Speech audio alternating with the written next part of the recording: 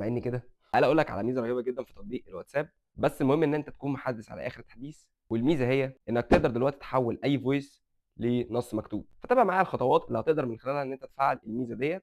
بُص يا شباب، هتفتح تطبيق الواتساب، هتخش على الsettings، هتخش بعديها على chat، هتختار أهي ميزة voice message transcripts، تمام؟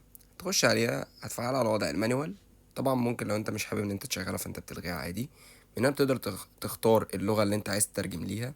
طبعًا هنا عندك لغات كتير منها العربي والإنجليزي، وبكده الميزة تكون اتفعلت معاك. نرجع لأي شات، هي دي الخيار اللي هيتفاعل معاك، بتبدأ تدوس عليه، بيبدأ يحول لك الريكورد لخلال نص. طبعًا ساعات بيشتغل في حاجات وحاجات تانية لأ، على حسب هو بيقدر يفهم الكلام اللي مكتوب والّا لأ، وبس كده. طبعًا الميزة دي هتساعدك كتير لو أنت في أي مكان دوشة، من خلال الميزة ديّة إن هي تسهّل عليك الاستخدام. طبعًا الميزة دي متاحة للعربي عادي ولأي لغة تانية، بس لو عجبك الفيديو ما تنساش تعمل لايك وتعمل follow عشان ما يفوتكش أي معلومة جديدة. استناني في فيديو جديد ويالّا سلام.